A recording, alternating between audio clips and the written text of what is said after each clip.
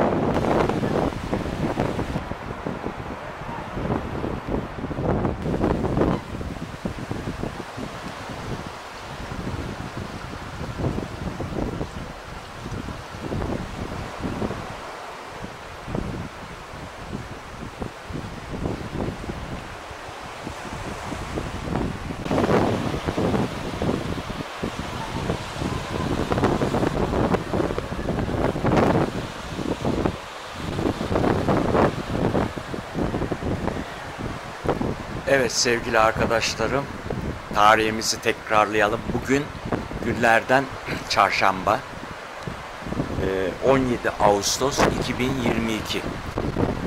Adana'da hava bayağı sıcak. Fakat Adana'nın ilçesi Akdeniz'in kıyısında bulunan Karataş'ta ise hava bayağı serin. Yani serin derken rüzgarlı bir serin. Demin de termometresinde baktık, 31 derece. Tahmin ediyorum Adana'da bu 35-36 derece kesin vardır diye düşünüyorum. Bilmeyen arkadaşlarımız, Adanalı arkadaşlar, Çukurovalı arkadaşlar bilir de Karataş kıyılarını, ama Karadeniz'deki arkadaşlarım mesela Samsun'dakiler, Trabzon'dakiler bilmeyebilir.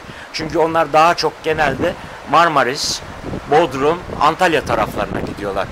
Halbuki burası da İskenderun Körfezi'nin olduğu yer. Balık ürünlerinin, deniz ürünlerinin en çok zengin olduğu mıntıka.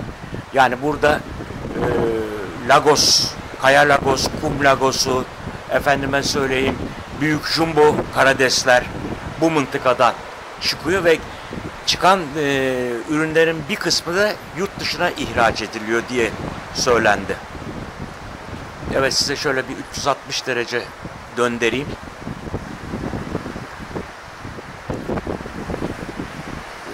Burası bulunduğum sağlık ocağı sitesi. Eskiden doktorlar sitesiydi.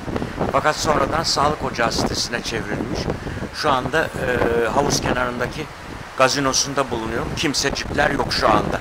Saat 14.45 olmasına rağmen şu anda tabii denize pek girilmez. Tavsiye edilmiyor.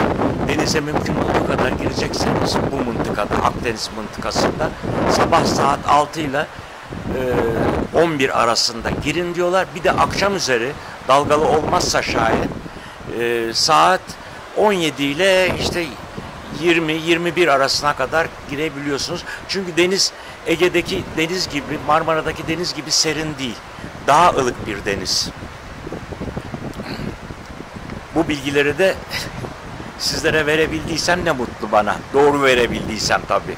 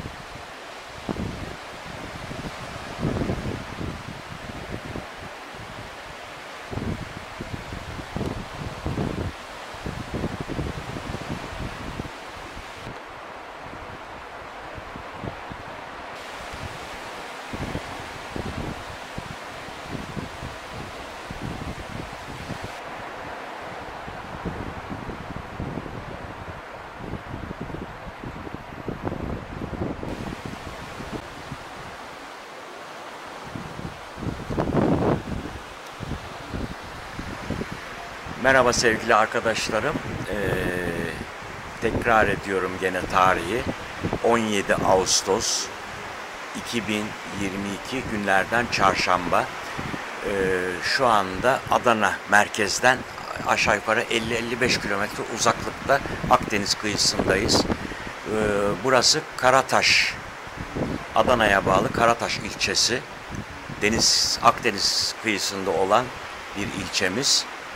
Şu anda da eskiden doktorlar sitesi diye bildiğimiz, şimdi de adı sağlık sitesi olan bir arkadaşımızın evine misafir olarak geldik. Sabah geldik, akşam da Adana'ya geri döneceğiz. Ama burası hakikaten bildiğim kadarıyla çok güzel, esintili, rüzgarı olan ve adamı terletmeyen, rutubet tabi var. Denizden dolayı bir nem var. Ama yani bir bunaltıcı bir nem değil. Rahatlatıcı bir nem. Valla site gayet güzel, hoşuma gitti.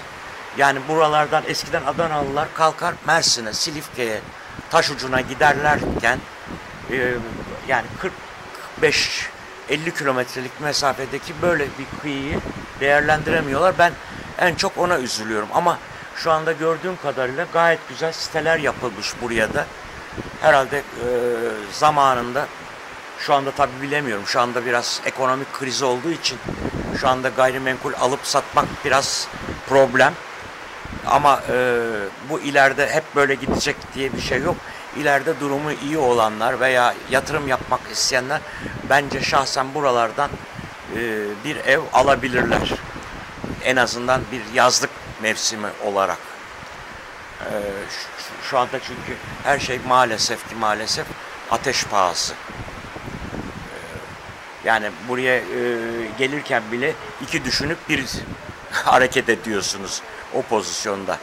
Size de böyle bir kısa bilgi verdikten sonra bu çektiğim videoları kesit halinde montajlayıp bölüm bölüm yayınlamayı düşünüyorum.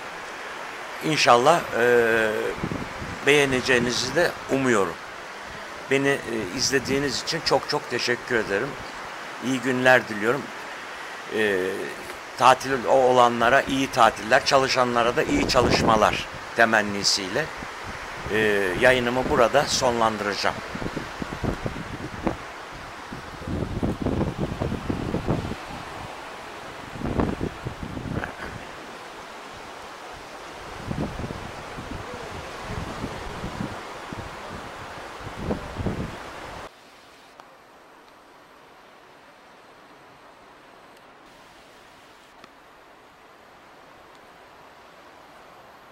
Evet, bu sokaklar aynen Yunan adasındaki sokaklara benziyor.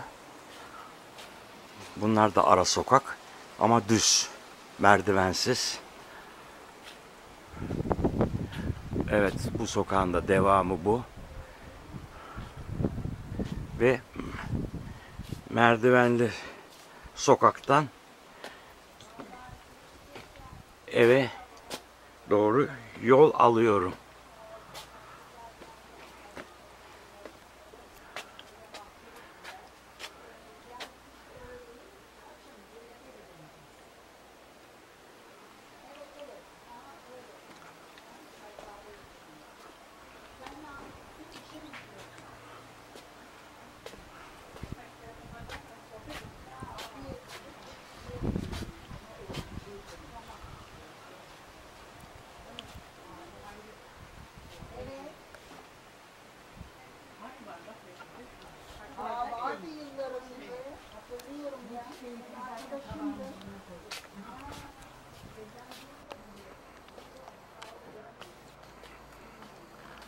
Evet, burası da ABCD Caddesi.